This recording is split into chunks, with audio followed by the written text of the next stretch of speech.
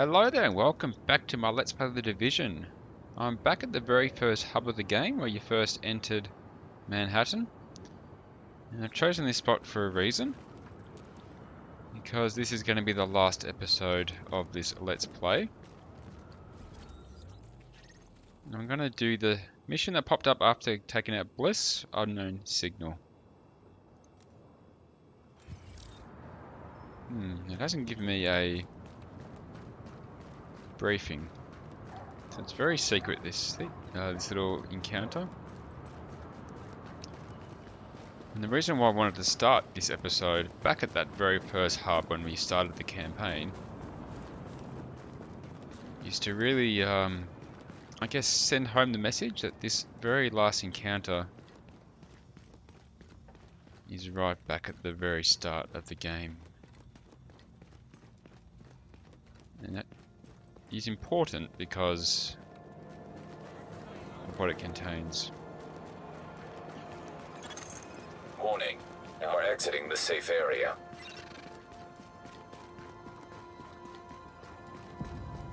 This place hasn't changed at all.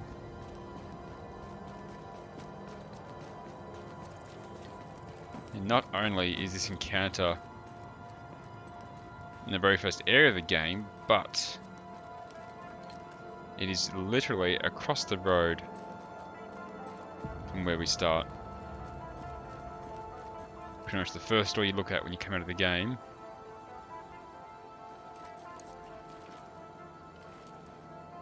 Is the final mission. Just gonna abandon me. I think that's quite... I don't know if I'm looking into this too much, but I think it's quite genius design. It really rubs home the point that maybe we're looking in the wrong place all along.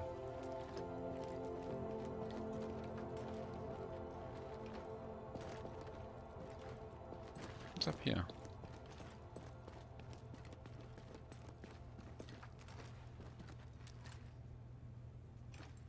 That's where I'm meant to go.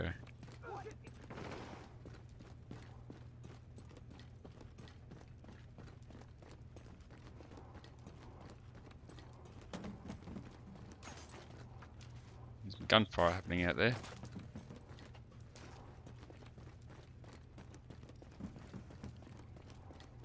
So right across the road from the very first hub is this room.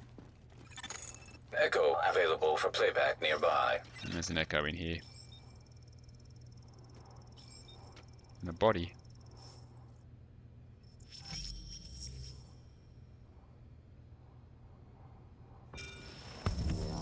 Well, here I am, Aaron Keener, the first wave's prodigal son.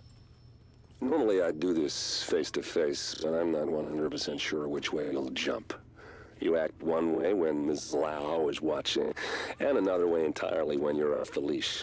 That's an interesting contradiction. You see, I think that deep down, you get it. You know, the old rules, laws, governments, those things died on Black Friday. But the feral PMCs, the convicts, the ones smart enough and good enough to take what they need, they'll survive. Me? I'm gonna prosper. Oh, you could too, but you took an oath, right? You got a duty. Those are both ways of saying that your conscience is fucking you. You ask yourself, who has earned a right to tell you what to do? Do you know how many agents died to hold the Dark Zone just for the brass to give up and put a wall around it? You don't believe me? You should check the place out for yourself. But the people you're working for, they're irrelevant now. Amherst changed how the game is played, and I have got the vision to win. I got Chernenko, I got a DNA printer, and a very interesting recipe book. I'm gonna write my own rules. You should think about getting in on this thing. I'll be seeing you.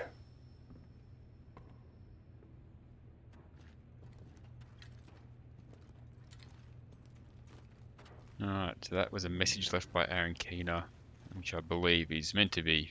Agent, the information you found in that lab was the crown jewel. I think we can break this thing now. But we've got some more information. A voice from the grave. Listen to what Amherst has to say.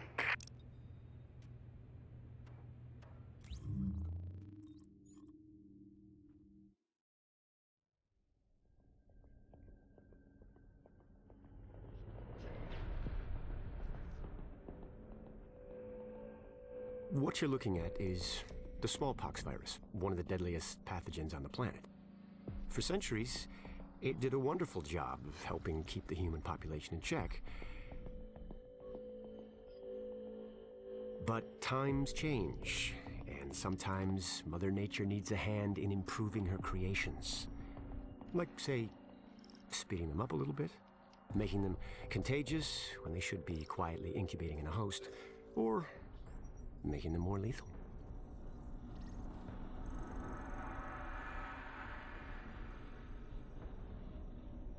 I didn't come up with the approach on my own.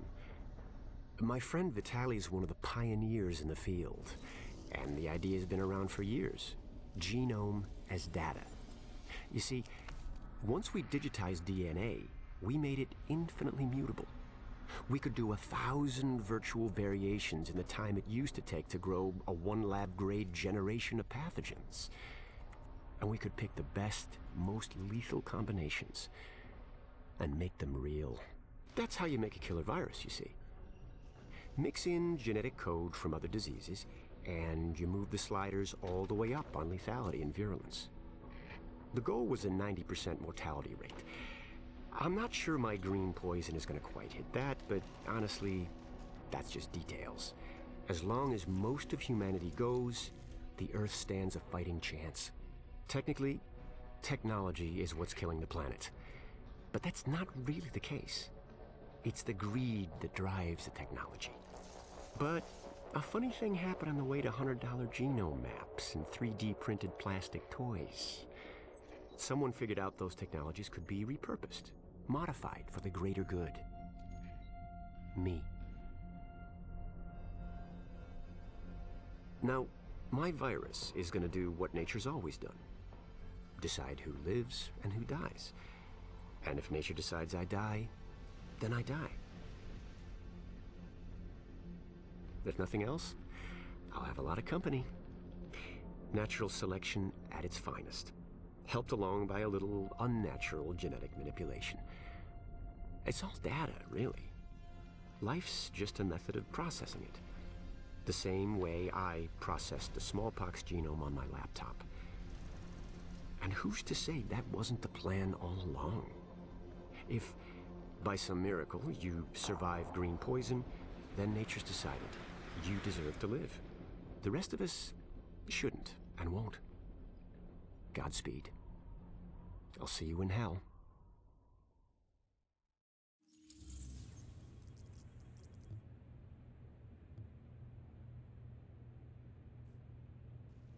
So that was Amherst. That is Amherst's body down there. He actually died from the infection himself, so he died from his own creation, but he didn't seem like he was going to be upset by that fact. Like, it's going to happen as far as he was concerned. Keena's message was obviously, I won't say obviously, but I believe it's directed at me or us, the player. It's almost like an invitation to meet up with him and join his group, his New World Order, you might call it. He said he wanted to be here to give that information in person, but he couldn't trust us. So he left the message. And that shows Keena leaving the area and I guess leaving New York. Now I'd imagine that would be what's going to happen in the Division 2 when that gets released, set in Washington. You have to assume it's going to be a continuation of the Keena story. And with that, I believe is the end of the game and the end of this playthrough. So as I do with all my other playthroughs, all my other Let's Plays, I am going to go through the credits. My last action is going to be to help this civilian. I won't forget this. Nice to see you again.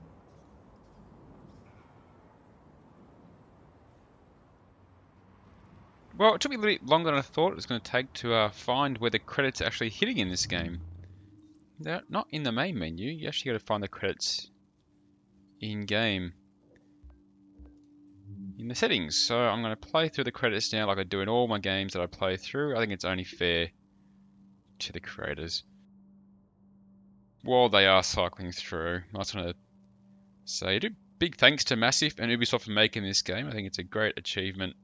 It's definitely a very different style of MMO, and I do appreciate this kind of game. I love Tom Clancy. I love the universe. As I can say, I've done quite a few games now of Tom Clancy's, but it's Rainbow Six, Ghost Recon, etc. And I was a big fan of this game when I first saw it, and I still am. I don't really play the end game much. Usually I play through it, do the story like I've done for this playthrough, and then leave it at that, because that's where I think most of the fun is to be had. But now that I've got a few of the DLCs, I might actually have a bit of a play around, see what is out there. I'm not going to continue to play through with a Let's Play for that. The Let's Play was for the story, for the main part of the game, which I've done. I'm quite happy with how it's gone, so I'm going to leave it here. As I said before, I love the way that the game ends right back at the very start. I think it's a very clever design. I love the world that's been built for this game. Even now you can see in the background the snow's coming to come through. It's still a nice sunny day though. I think it's a very believable recreation of whether it's New York City or just any city in particular. It's very, very well crafted, and I do appreciate that in these kind of games.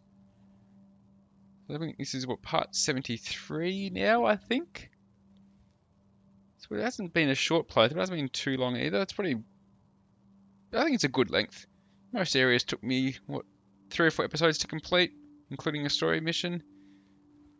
I know the last few episodes kind of dragged a bit because I was tidying up things I weren't really sure what they meant, or what was going to lead into them, and I did want to intentionally leave this last episode as it was, just because of the way it finished. I did that on purpose, hence why the episode before finished a bit earlier. And it's not really sure how long the credits take to play either. Sometimes they can be quite long. Next game to play through, I'm not really sure what it is yet. I'm kind of struggling to decide. I want to do another EU4 playthrough because I do love EU4. But I think I might try something else in the meantime.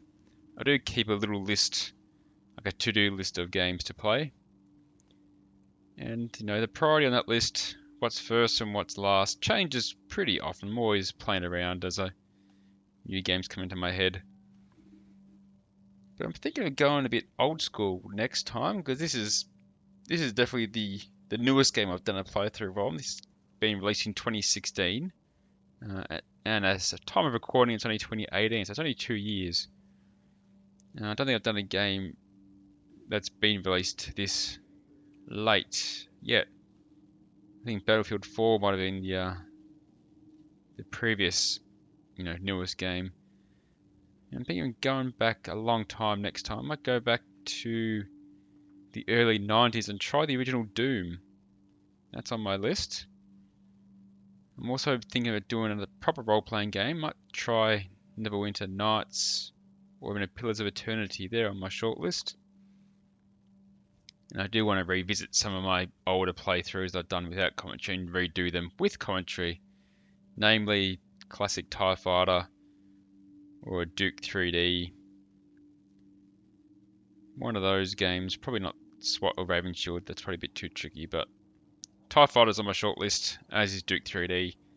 I've got quite a few, but I think next time I will do Doom, the original Doom, and we'll see how fun that can be played on a Let's Play. I'm a bit cautious about it, because it is such a classic game, and obviously my knowledge of it isn't going to be as high as some people's out there, but I'm going to give it a shot. Not much else to say, I don't think, from here. This has been a successful Let's Play. I'm happy with how it's turned out, and it's given me the confidence to keep going on and do more. So with that said, I'm just going to let the credits play through, And I just want to thank you, the viewers. If you're still watching this far, thank you for watching all the way through if you have. If not, if you listened this far to this episode, I thank you for that. I don't get too many views on my channel, but I know there's a few people out there who kind of do watch most of it, I believe. I get the occasional comment, I get the occasional new subscriber, and you know, all those people that do watch, I do appreciate it. It's a bit of a hobby, do this kind of for fun, do it as a reason to play older games again, and it gives a different perspective when you do a Let's Play. You do think about the game more.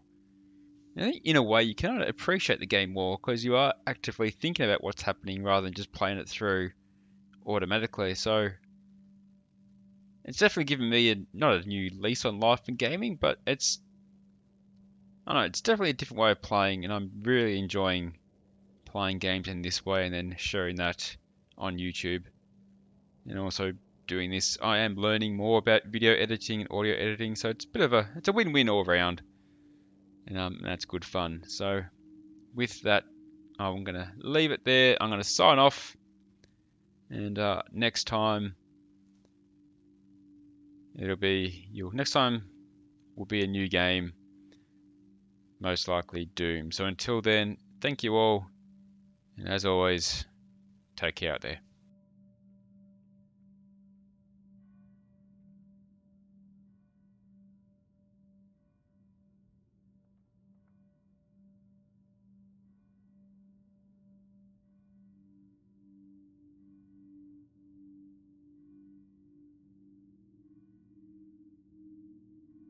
Thank you for what you're doing. Come on. I'm talking to you.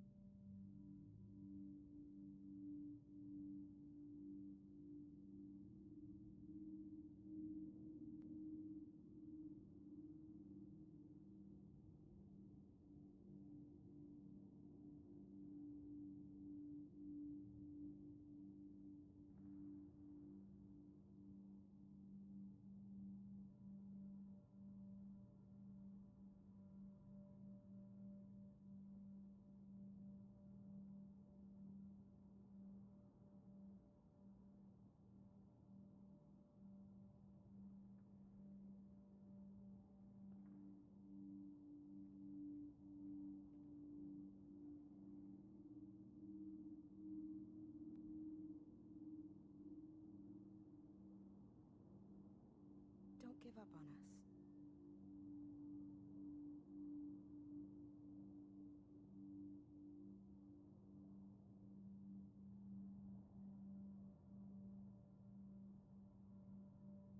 How can you just ignore me?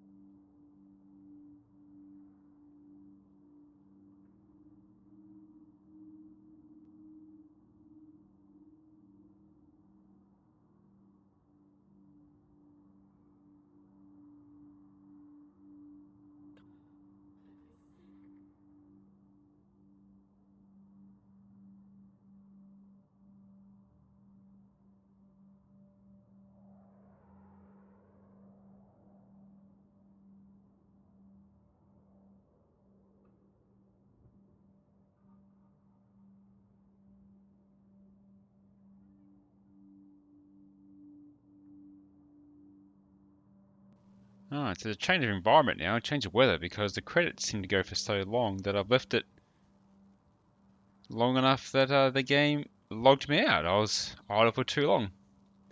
And it looks like I'm only about a third of the way through.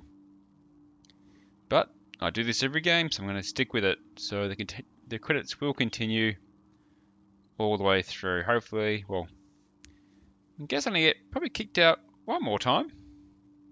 And I'll try again when I do. In the end, please, I wouldn't say enjoy the rest of the credits, but to anyone from Ubisoft or Red Storm or Massive out there, please acknowledge the fact that I am taking all this time to make sure you are properly recognized for your efforts in the game. Thank you.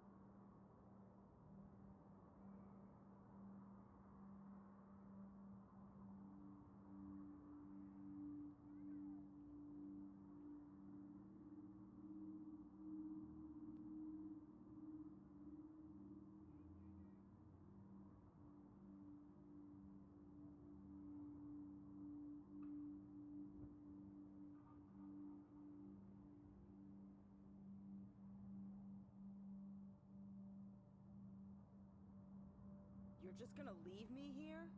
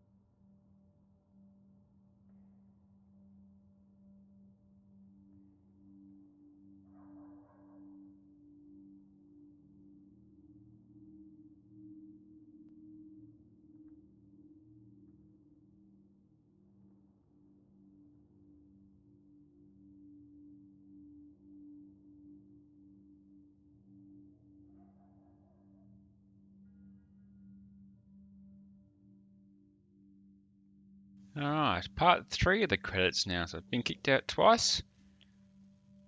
Looks like there's about a time of about 15 minutes roughly before the game logs you out automatically from inaction. So here's the other third section. Hopefully there's enough time to get to the end. So we're now saying thank you to all the Japanese people who did the localization for the Japanese version. And the Koreans now. Obviously, they put a lot of effort into the localization because there's big teams involved in a lot of different areas, lots of different languages. So there's definitely no lack of efforts for localization, that's for sure, which is good to see. But let's continue on. This will be hopefully the last time I need to say anything. So thanks again, and I'll see you next time for Doom.